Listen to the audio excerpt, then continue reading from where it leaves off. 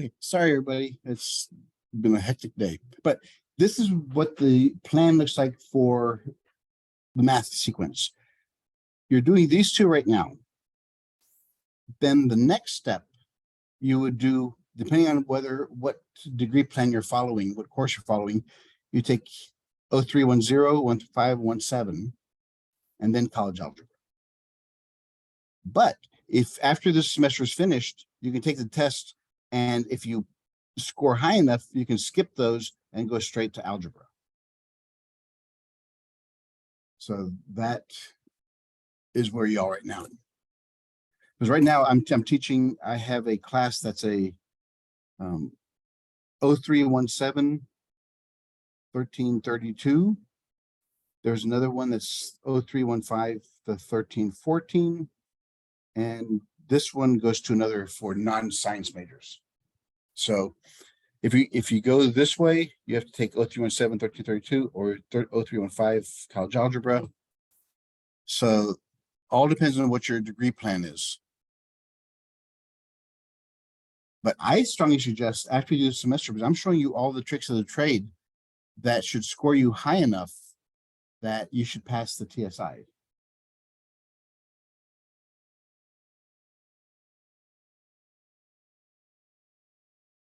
And I'll tell you what, one of these weeks coming up really soon, what we'll do is I'll put up a practice TSI test and we'll do it in class. We'll review for the final. We'll do that as a final. I'll show you exactly what's in there, how really easy it is with what we know.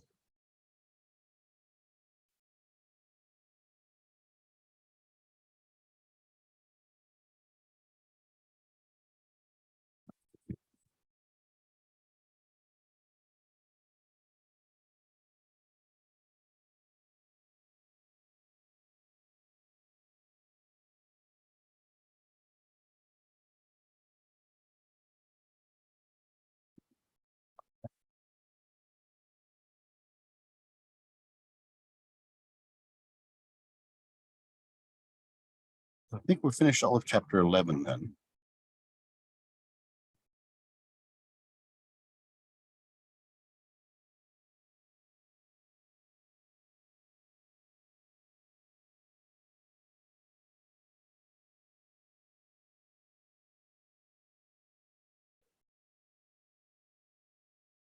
Yeah, we did the simplifying expressions, didn't we? I think it was the last one. Yeah, we went through properties. I think we did the simplifying, so we should be done. That we should be done with all of chapter 11 then. And then we're starting to start chapter 12 today.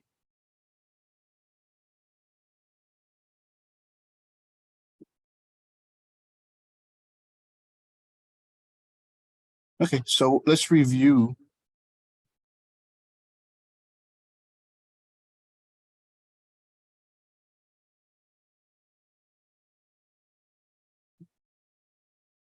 Let's review the properties.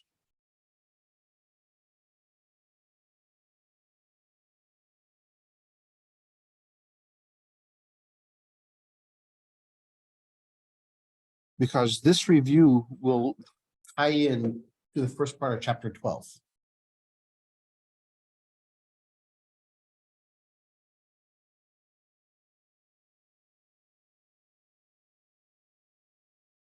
The commutative property of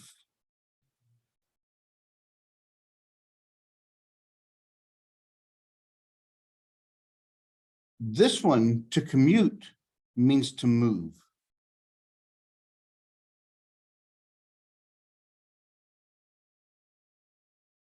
This one deals with moving. Since it ends in a colon, we have two of them. We have the commutative property of addition,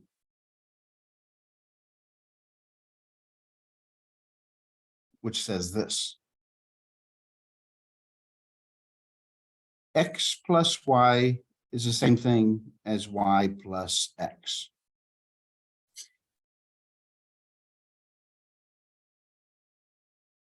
Here's the example.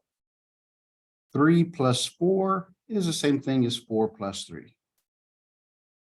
They both equal 7.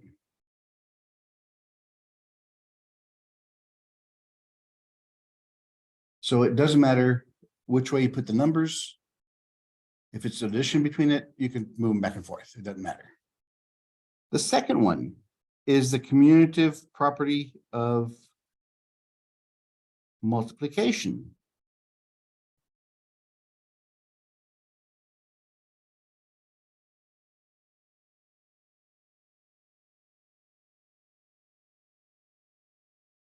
What that says, if I multiply two numbers, x times y, that's the same thing as I put y times x.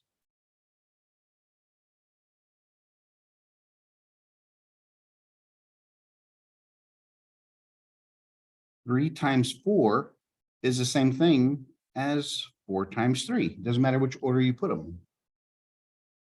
You can move them around. 3 times 4 is 12. 4 times 3 is 12. So that's the commutative property.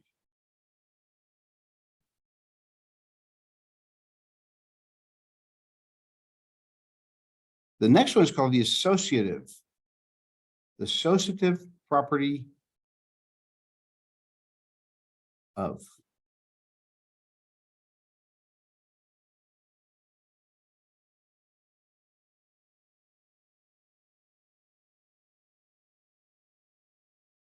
When you associate, what this thing deals with is with grouping.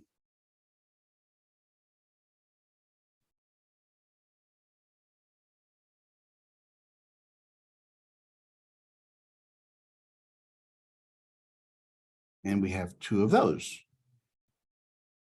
The associative property of addition it says x plus y plus z equals x plus y plus z. True statement? X plus y plus z is the same thing as x plus y plus z. But the problem is we can't do three numbers at one time. So what you have to do here, what this property tells you is if the operations are all the same, then I could group whatever numbers I want to first, and it'll give me this right answer, the same answer.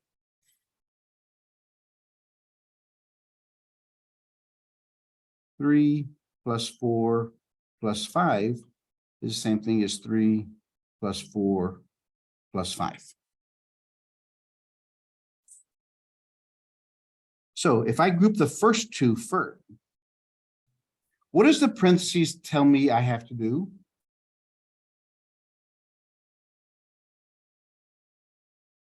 Well, the parentheses by order of operations tells us we have to do those first. So the parentheses tell us I have this series of numbers. I have to do these first. So 3 plus 4 is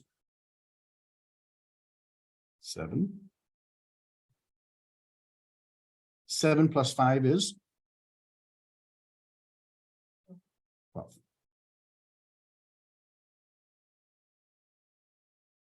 And the other side, we have to add 4 plus 5 first.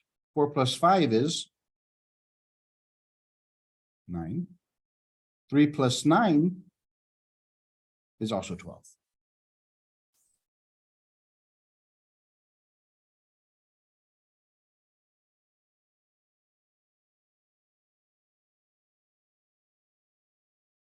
So that's the addition. The multiplication one, the associative property of multiplication, shows us this better. It says x times y times z is equal to x times y times z.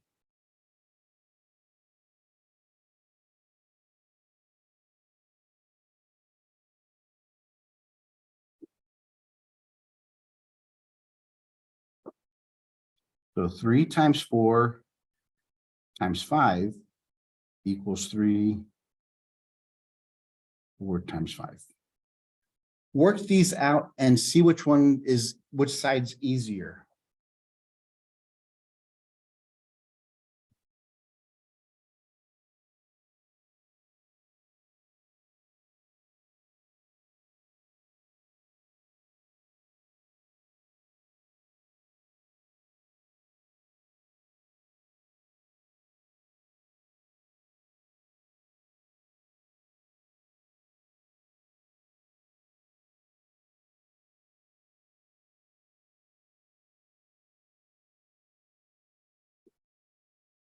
Which side's easier to do? By far, yes. The right side. This is a perfect example. I have the same numbers. I can group the numbers together. As long as they're all multiplication, I can group whatever numbers I want to first, make it easier for me. On left side, 3 times 4 is 12. 12 times 5. How'd you get 60? What'd you have to do? Oh, you're right, it is 60, but how'd you get that? I had to do 5 times 2 is 0, carry the 1. 5 times 1 is 5, plus 1 is 60. That's a lot of moving around. Over here, 4 times 5 is 20. 20 times 3, well, 3 times 2 is 6 with a 0. It's a lot easier doing it. So you can pick, if you're all the same operations, you can pick what numbers you want to multiply first and go from there.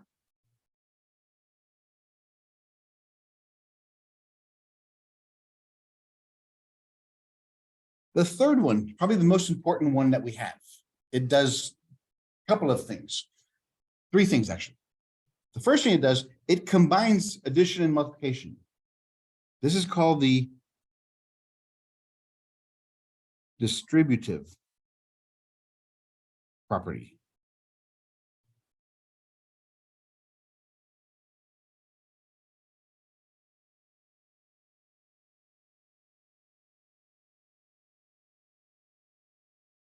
It combines addition and multiplication in the same equation.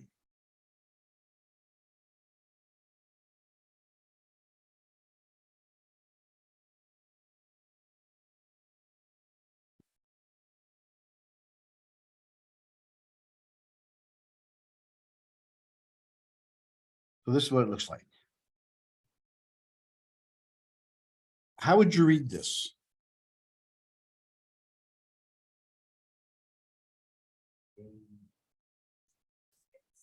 Very good. Yes, it's A times. Even though there's nothing between there, it means multiplication. So the reason they call it distributive, because I distribute, I take this front number here and distribute it to every number inside there.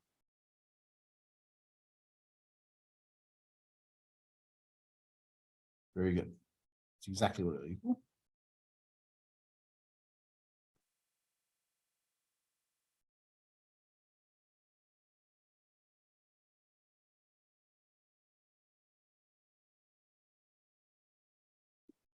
This one, it combines addition and multiplication. The second thing, it removes parentheses.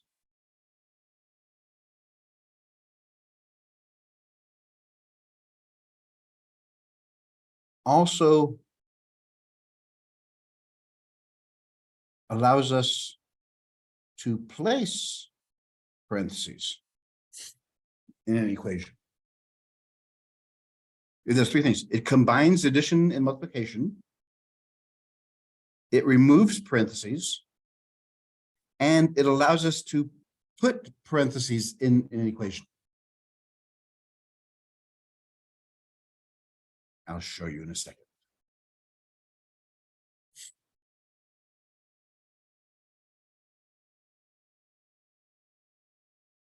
First, these things have names. Everything in front of every parenthesis, there's a number. If there's nothing there, the number is what? A 1.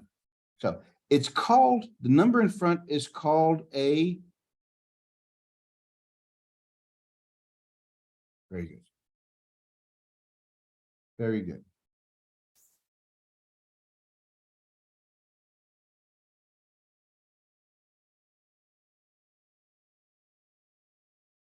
Remember, whenever you do this process, I always tell you guys, treat the signs and the numbers separately.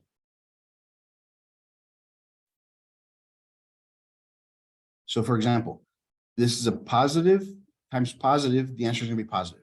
3 times 4. Yeah. And then positive times positive, 3 times 5. 3 times 4 is 12. 3 times 5 is 15. 12 plus 15, 27.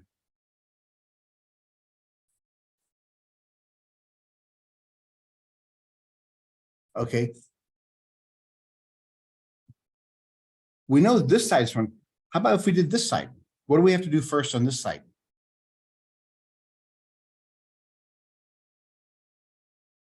You have to do inside the parentheses. What is 4 plus 5? 9. 3 times 9, 27. So we know the process works. But here's when it really works. 4 times x plus 2. The distributive property works the best if we cannot simplify inside the parentheses. If we can simplify, we go ahead and do it and work it out. But if we can't simplify inside the parentheses, we have to get rid of the parentheses. So here, 4 times x is 4x. Positive times positive is positive. 4 times 2, 8.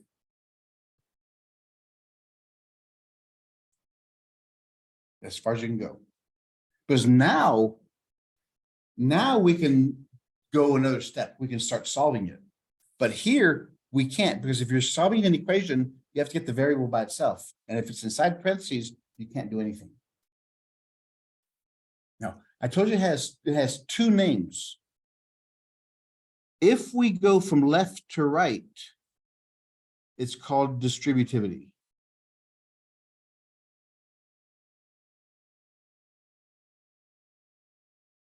If we go from parentheses to no parentheses.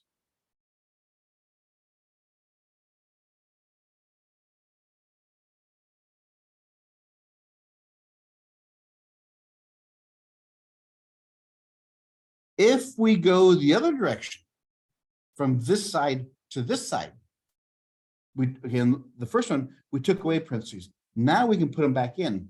This is called factoring.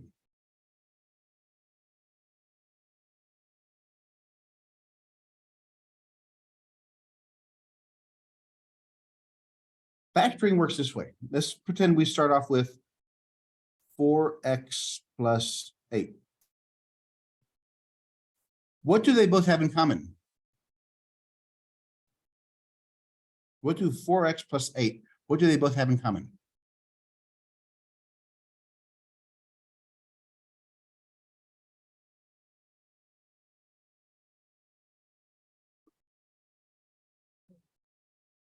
Well, we know we have 4x. What is 8 made up of?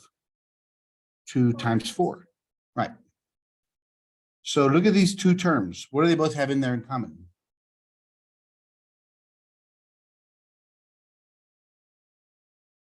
Look at these 2 numbers. What numbers do they have in common? 4. They both have a 4. So I can put that common number out in front. So I took away the 4. I took away the 4. I put it there. What do I have left? X plus 2. That's how factoring works. We look for a common term, put it out in front. Everything else goes inside the parentheses. Okay, let's do another one. Remember, we could remove parentheses if we go this way. We put them back if we go the other way. We put the parentheses back in. Can you explain the factoring? Yes, I'm going to do another example.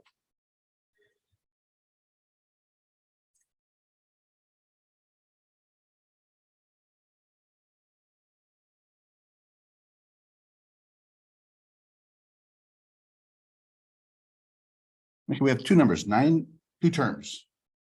Remember what a term was?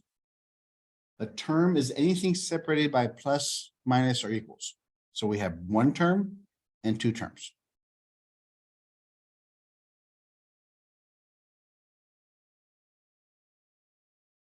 What do they both have in common? Well, we know 9x. What is 27 made up of? 3 times 9. Now, what do these two terms have in common? A 9. So they both have a 9, so I took it out. I put it right there. What do I have left?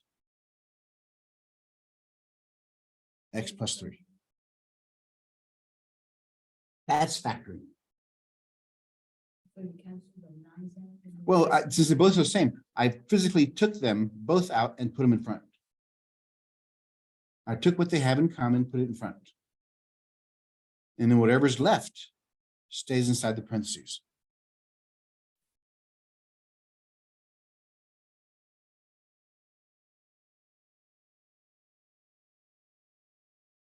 How about this one? Let's twist it up a little bit.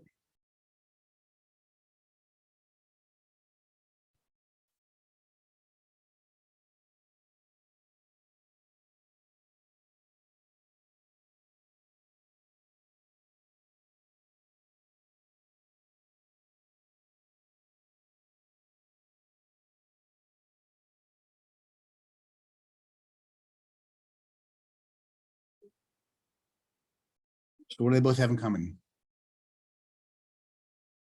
You have 4x. What's 12 made up of? 3 times 4. So what do they have in common? The 4. That goes out in front. So I remove the 4s from inside here. What do I have left? No, I have an x plus 3y.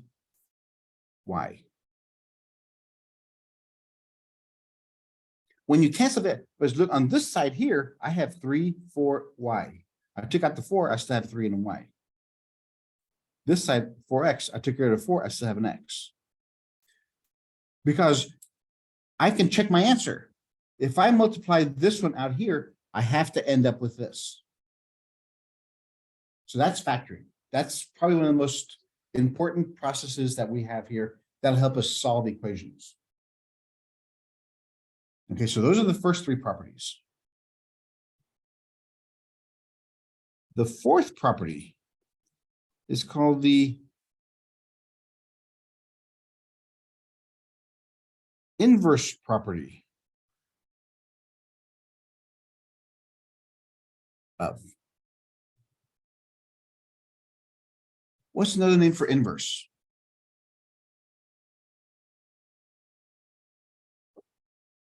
Opposite. Very good.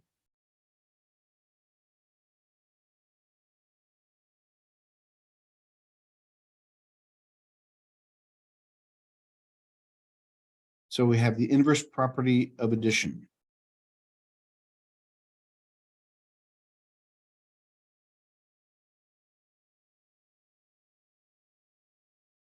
X plus what equals 0? Notice the opposite is it removes it. How do we get rid of x? X plus what gives me 0? So if I had 3 plus what gives me 0? Very good. -3. So here would be negative x. The opposite is just that. It's in addition, it's the opposite sign.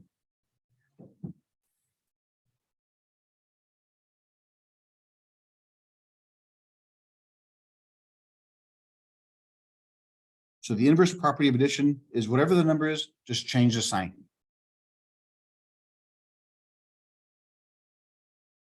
-5 plus what gives me 0? A 5. It has to be opposite signs.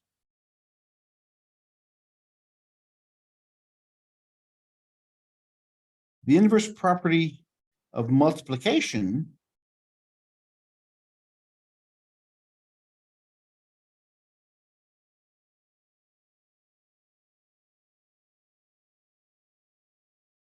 x times what gives me 1?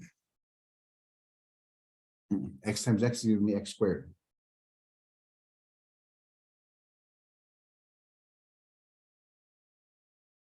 3 times what gives me 1? 3 times 1 is 3. No, 3 times 3 is 9. It has to do with that number. How do we get rid of well, this is written as 3 over 1, right? Everything's a fraction. 1 over 3, that's the opposite, right? Because the 3's cancel. So the answer is whatever x is, I flip it. These are called the reciprocal or flip.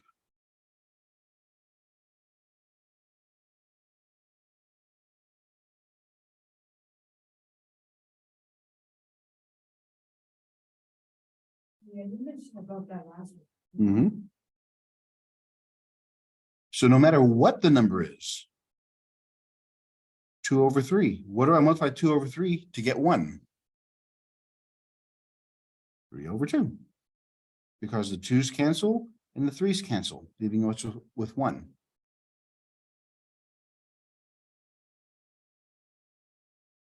So the inverse property of multiplication is the reciprocal, is the flip.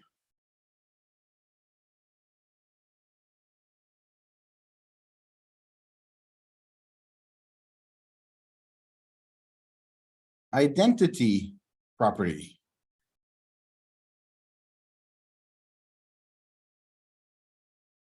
Of.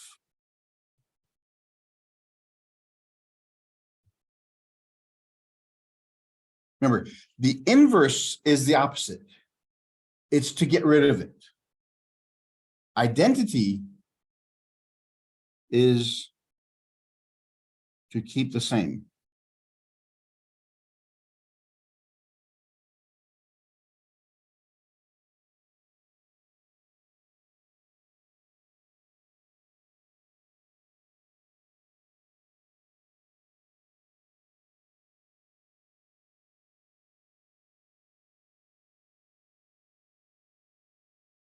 So x plus what gives me x?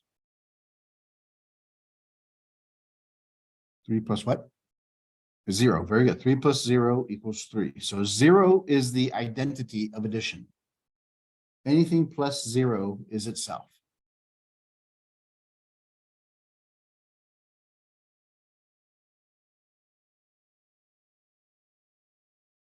And of multiplication, x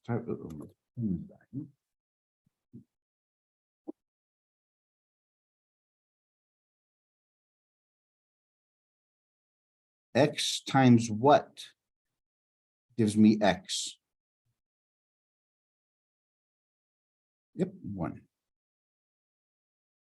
3 times 1 equals 3. It keeps its identity.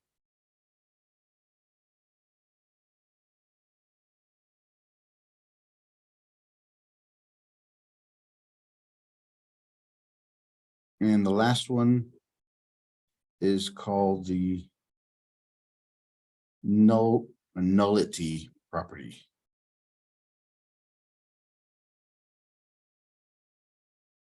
Of.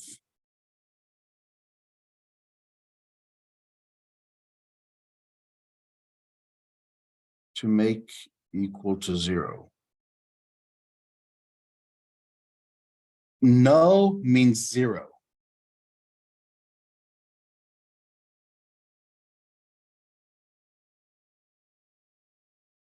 So x plus what gives me 0?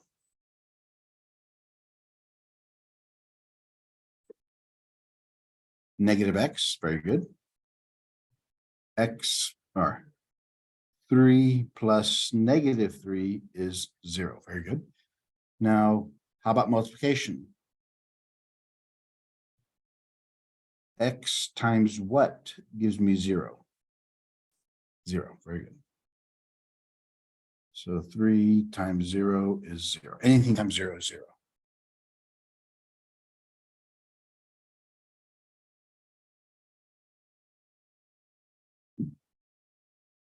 These properties with the order of operations gives you the ability to solve any problems in mathematics.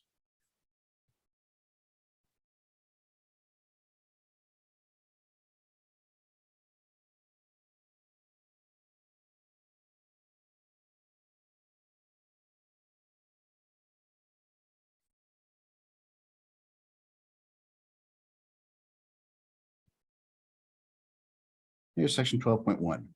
So if we had x plus 5 equals 9. Is this an equation or an expression? What does that sign? It's an equation because that's an equal sign. If it has an equal sign, it's an equation.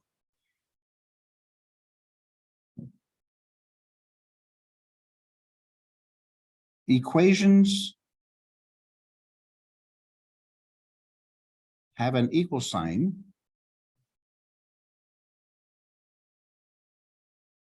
and require you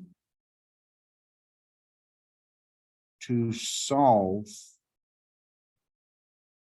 for a variable.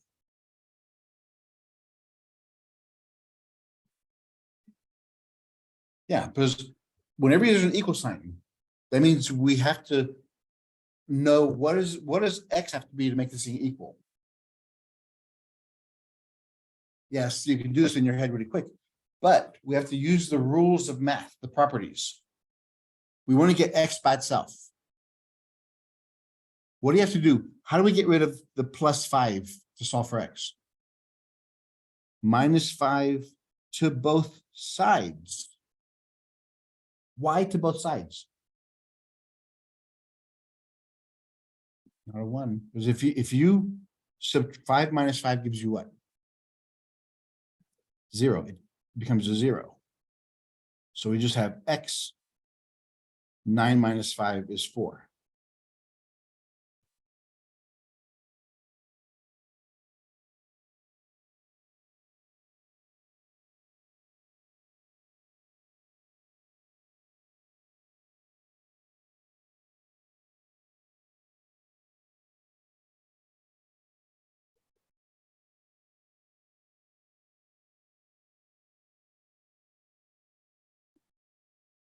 How about this one?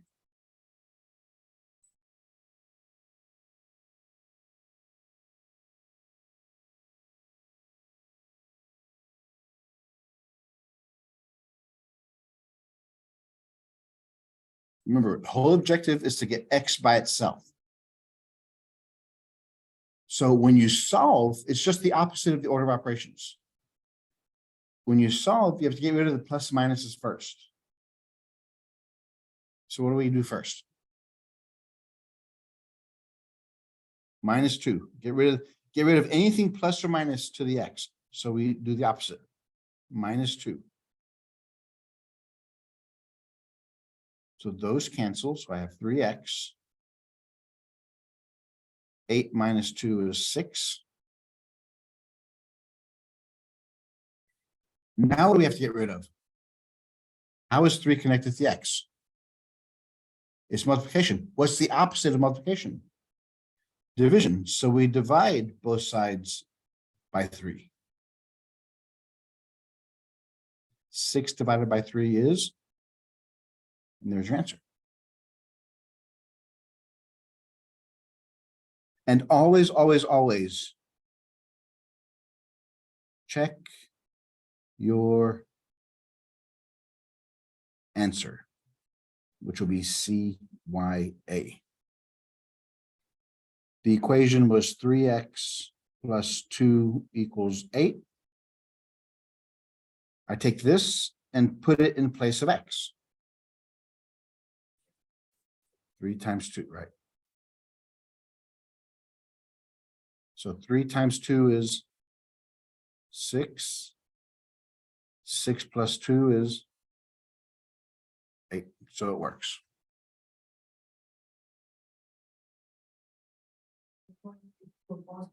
Related to those type of problems. Yes, there are.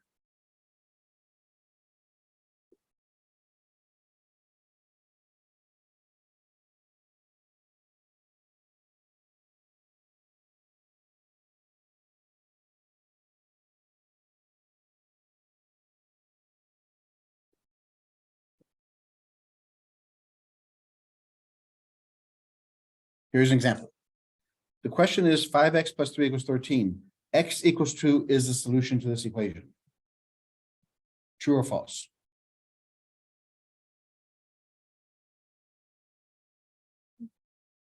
How'd you do that? Did you just guess? No, I know you didn't. I saw you work it out. You worked it out, didn't you? You put 2 in place of x. So 5 times 2 is 10 plus 3 is, yes. That's exactly that's one way of doing it. You can either just plug it in there or you can solve this equation.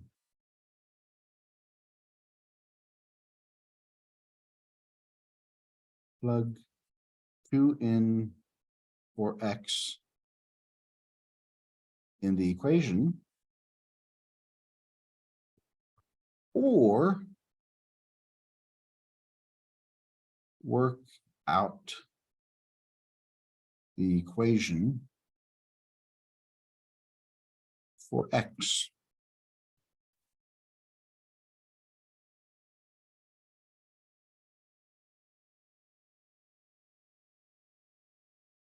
And since it doesn't tell you one way or the other, you can solve it however you want to.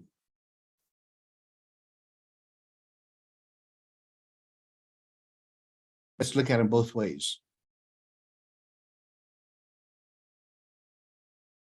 This is a plug-in, 2 in for x, and this one's a solve.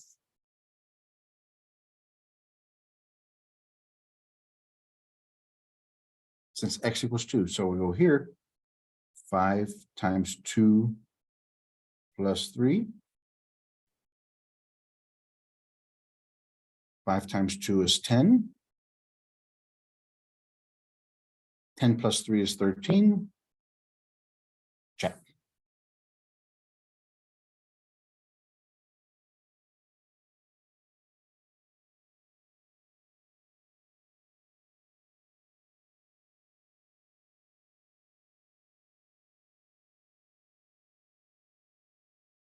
Or we can solve the equation. Solve for x. How do you solve for x? What do we have to do first? Okay, you have to get rid of the 3, so you subtract 3 from both sides. Those cancel, so I have 5x. 13 minus 3 is, now I have to get rid of 5 because we're solving for x. How do you get rid of 5? Yeah, since it's multiplied, the opposite.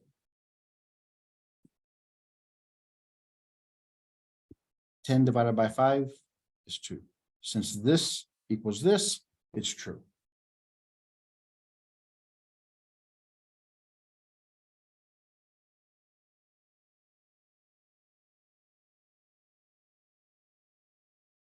So far, so good. Actually, you guys are picking this up very quick, actually. Very quick. You notice when we did the properties, we only did addition and multiplication. Why is that? Why can we not do subtraction in there?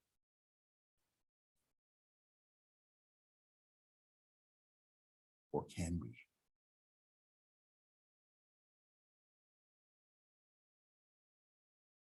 Well, let's see.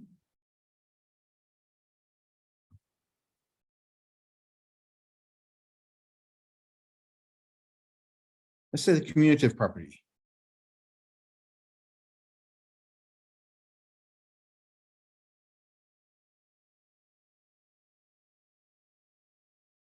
Does x minus y equal y minus x?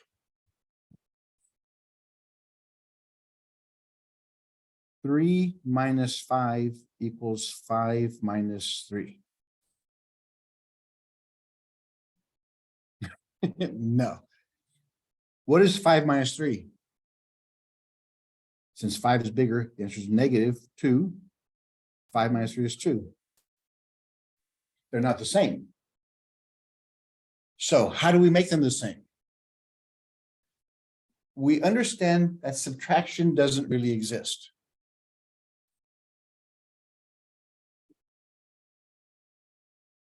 Subtraction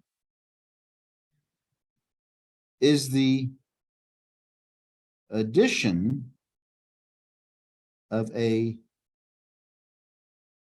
negative number. Subtraction is the addition of a negative number.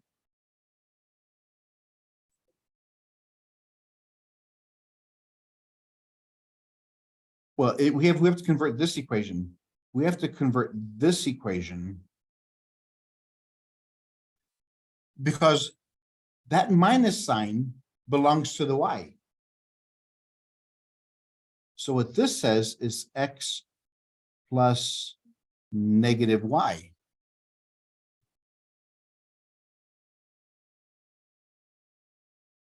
Since that negative belongs to the y, now we can move it. It's an addition property now. Negative y plus x. Now they're equal.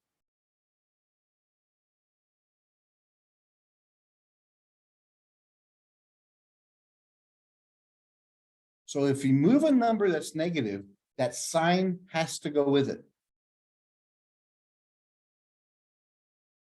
Note. The sign follows the number.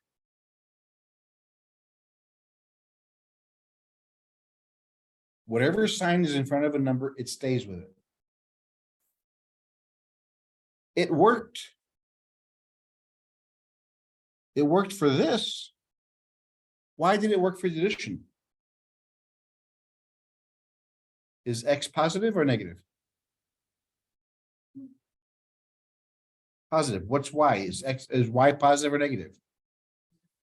What is it over here? It's still positive, still positive.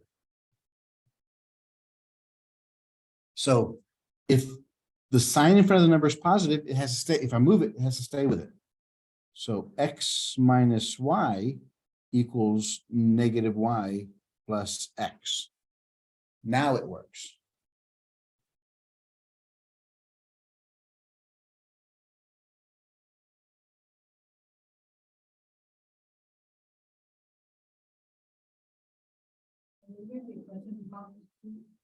Of course, well, I mean, negative signs are going to follow you the rest of math.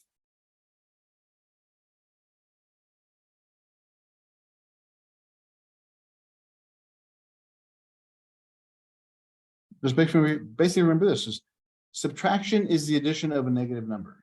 Once you remember that, once you remember this part here, it makes a lot of sense.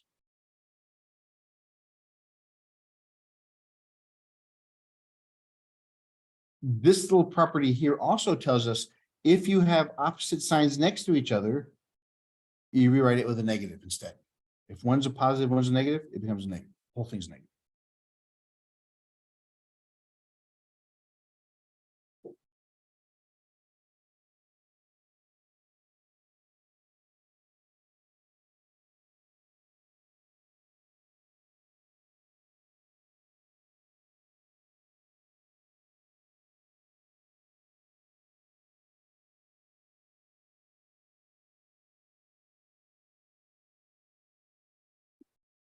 Use the golden rule when solving equations. What is the golden rule?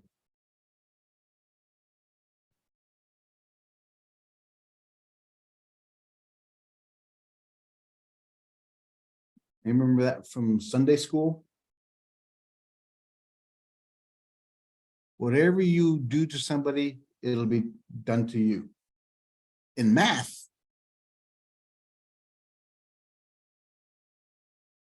whatever you do to one side of the equation,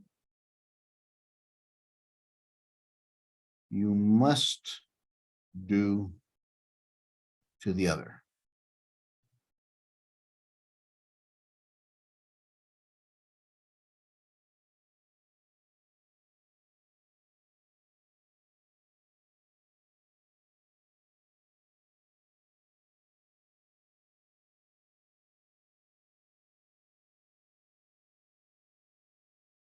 If X equals Y, think of this as a balancing act.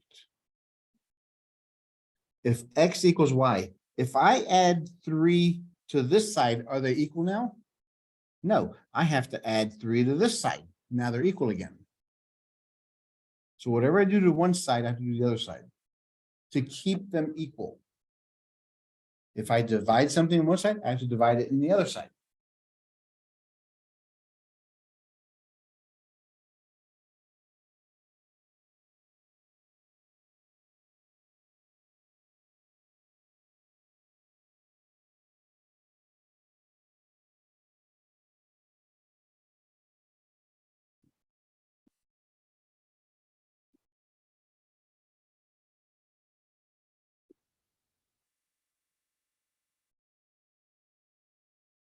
Okay, ooh, good. So they did these also.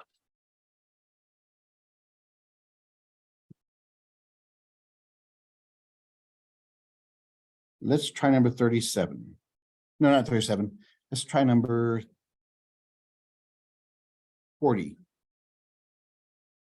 8x plus 4 equals -6 plus 7x. Oops, there, I'm sorry.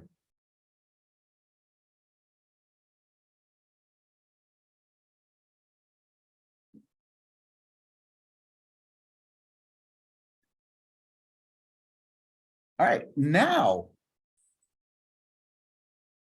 we have an equation where x's are on both sides. I'm going to put the steps over here.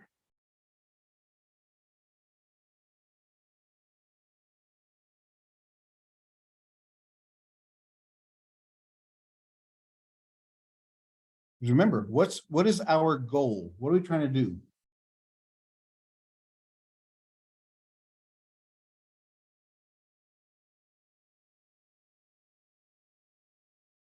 I give you this. What is our goal with this equation?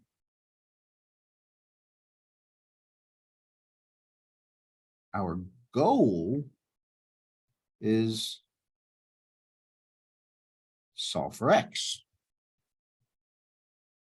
Because that's the only way you can tell me if this side equals that side.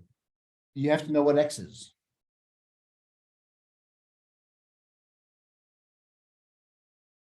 So how do you do it?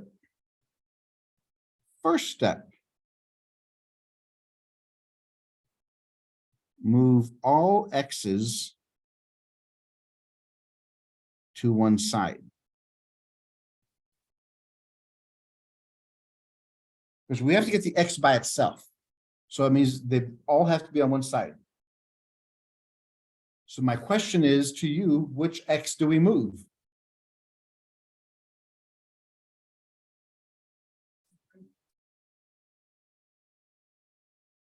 Okay, if you move the first equation, how would you move 8x over there? -8x, right? Or if you move the 7, you do the same thing. It's just change the signs. Here's the note for this first one. Move all x's. Move smaller x to larger.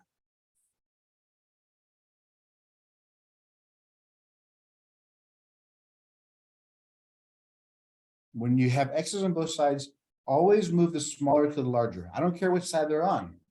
Always move the smaller to the larger. So in this case, what's the smaller x? The 7x. So we have to move that one first. How do we move it? -7x. So we do that from both sides. Now the 7x's cancel. We just don't do the 7. We have to move the x with it. This is one number we're moving. So 8 minus 7 is 1x plus 4 equals -6.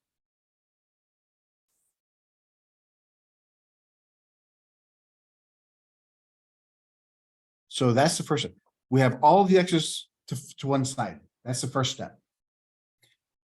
Second step. Move all non-x's to the other side.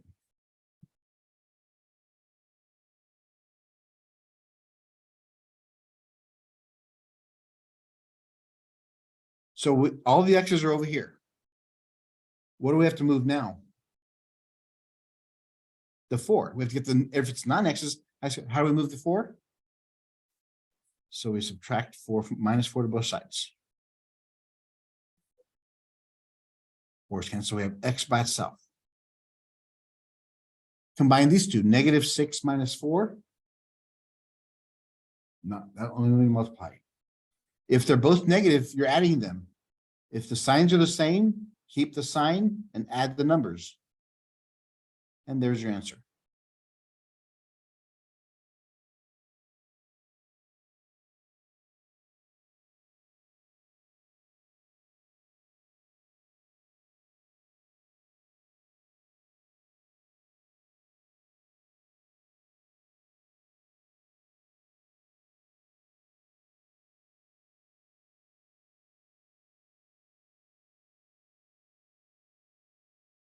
And you're solving for x, and you got x by itself.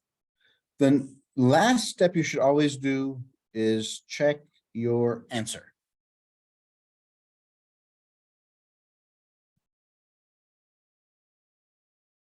So CYA. My original equation was this.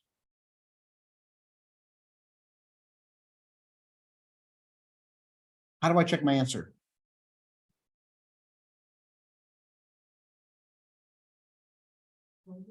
Yeah, I take anywhere I see an X, I put a -10 in its place.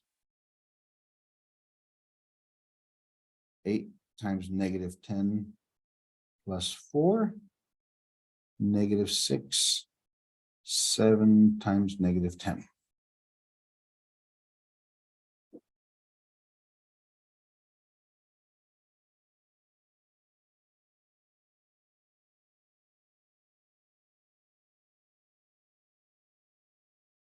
Now we solve both sides separately. And if it works out, if they're the equal sign, if they're equal on both sides, then it's a good answer. So the first one, we have to do multiplication first. 8 times -10 is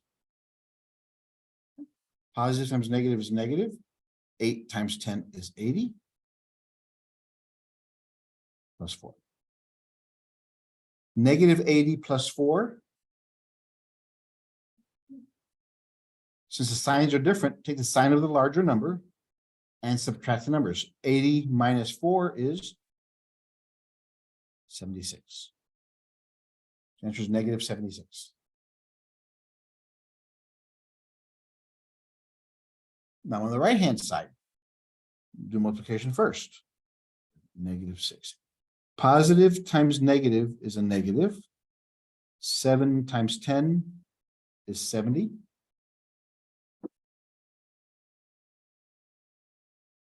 They're both negative, so the answer is negative. 70 plus 6 is 76, and it works. So -10 is your answer.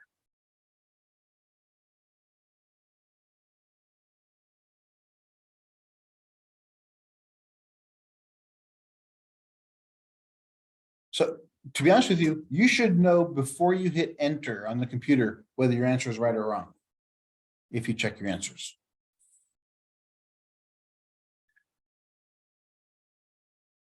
Let's look at a decimal one.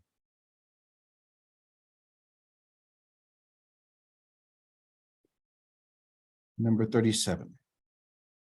5.6x plus 2 equals 4.6x.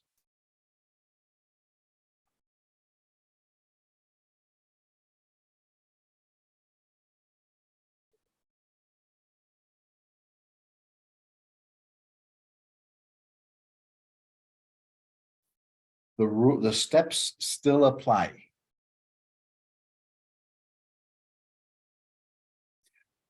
Actually, yes, before we do that. How many of y'all like don't mind dealing with decimals? Some people are worried about, we can get rid of the decimals.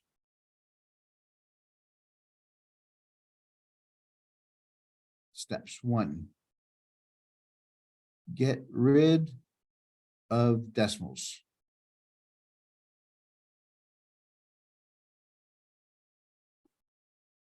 By multiplying each term by the same number. Okay, so what number do we multiply by? Look at the two decimal numbers. How far do we have to move the decimal place? The farthest. This one's just 1, and this one's just 1, right? So if you just move it 1, what number is that?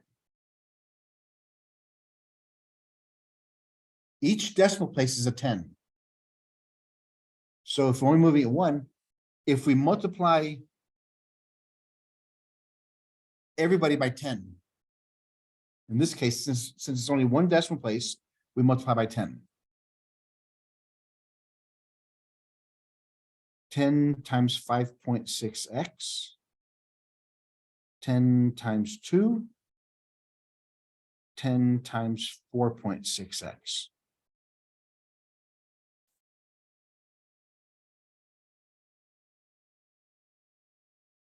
So what is 10 times 5.6?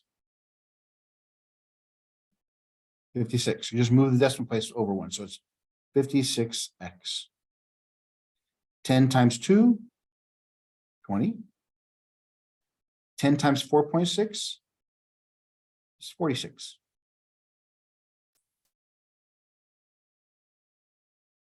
Now it's a lot easier to look at.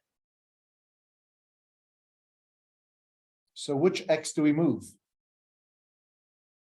We move the 46, the smaller to the larger. Again, I don't care where the smaller one is, move the smaller to the larger. So how do we move 46x? Minus 46x to both sides.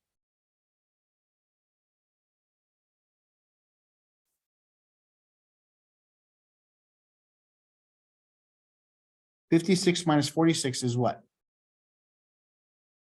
10x, bring down everything else. And what happens on this side? It was a 0.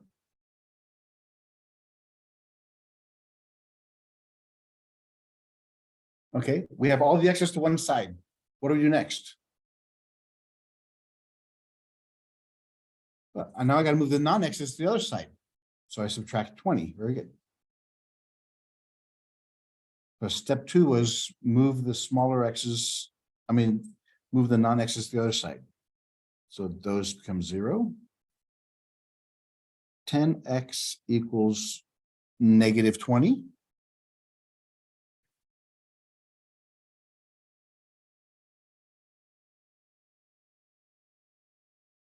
Wait a minute, how is it that you can move 20? You can move any number anywhere. I move 20 because it's a positive 20. I subtract 20. If I do it to this side, I have to do it to this side. 0 minus 20 is negative 20. We're not moving the 0. The 0 is right there. It's taking a spot. So if I subtract 20 from 0, I got negative 20. Because 0 is a number. It's in the number line. Now what do I do? Divide by 10. So that those 10s cancel. So x equals, the zeros cancel. Negative 2 over 1 is negative 2.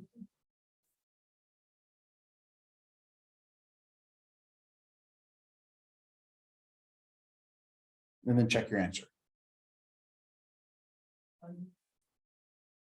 Put negative 2 in.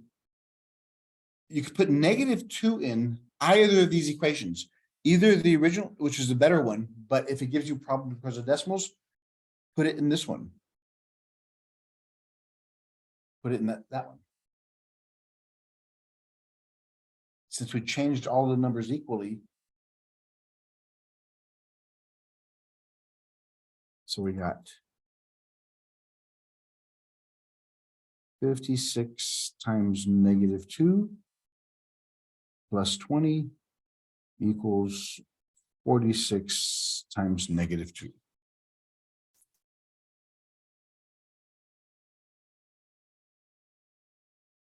So this one's going to be negative 56 times 2. 6 times 2 is 12. It's 112.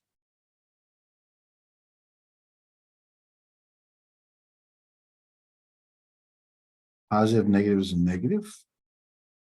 46 times 2. 2 times 4 is 8, 92.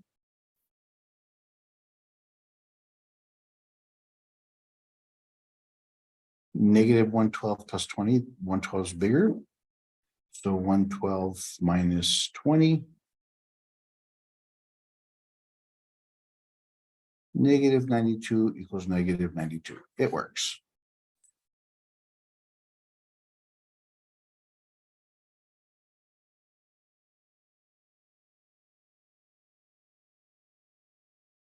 Okay, now the last thing I want to show you for today, because we did regular numbers, we did decimals, let's look at fractions.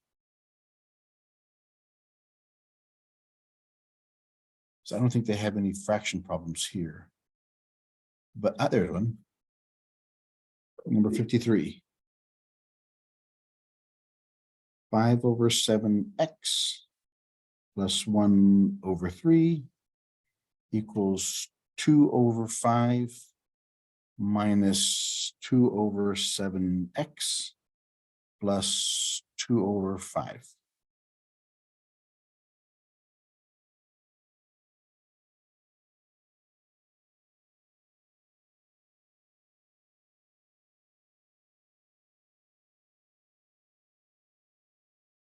Five over 7x plus 1/3 equals 2/5 minus 2/7 plus 2/5. The first thing you do is simplify both sides. Can you combine anything? This one here. We can't do anything to the left side. It's as far as you can go for right now. But we can combine these two. 2/5 plus 2/5 equals. Right. Equals 4/5.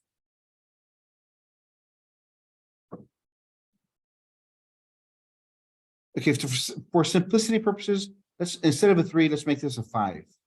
We're running out of time. Instead of 1/3, make it 1/5. Whenever you have fractions and an equal sign,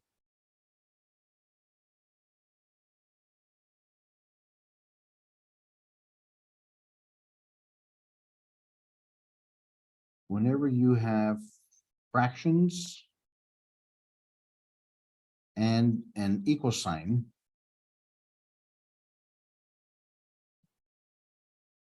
remove the fractions.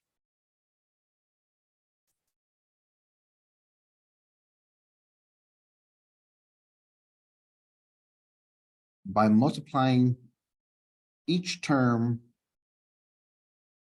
by the LCD.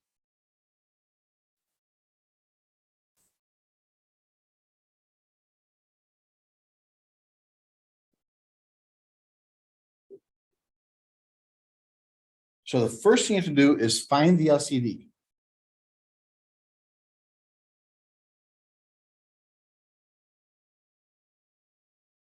What's the LCD in this case?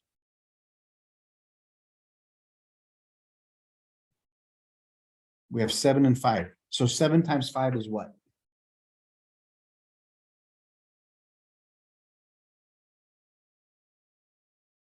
35.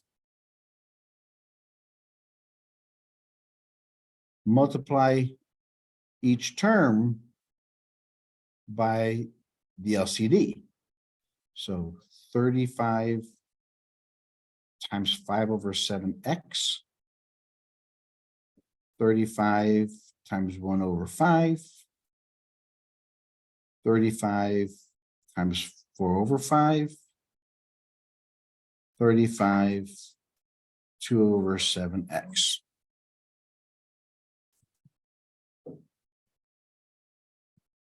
So each term, remember, each term is separated by plus, minus, or equals.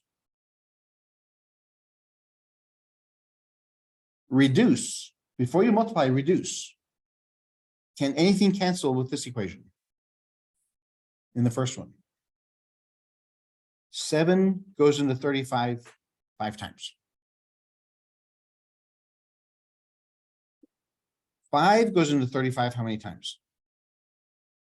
7. 5 goes into 35 7 times. 7 goes in there 5 times.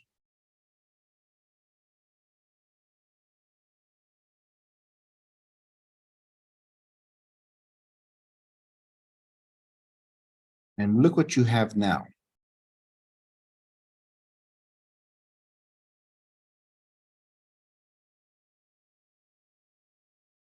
These two equations are the same equation. Which one looks easier to deal with? The top or bottom? Yeah, so once you get rid of the denominators, multiply,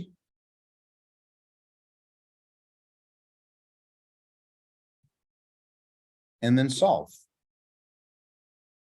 Those are the 5 steps. Whenever you have fractions, find the LCD, multiply each term by the LCD, cancel, so you don't have any more fractions, multiply to get rid of the parentheses, and then simplify.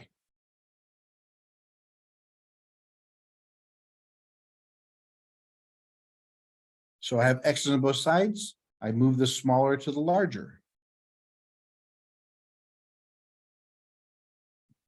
25 plus 10 is 35.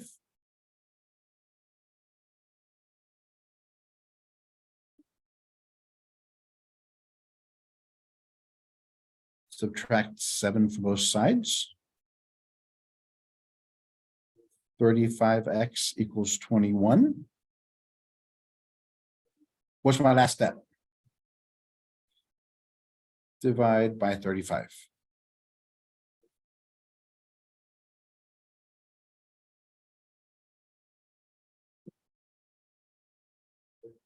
So that's why whenever you have fractions, get rid of the fractions, and that's how you do it. Okay, everybody. Our time is up for today. See you guys on Wednesday, and we'll finish up this section.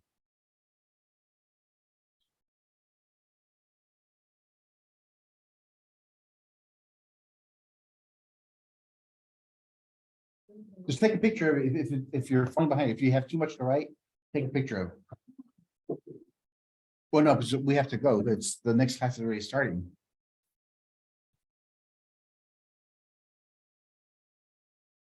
So for that is, you have to use 35 for fractions. Well, yeah, because that's what's in front of the X. It's not what you have to, it's the only thing you can use. Okie doke.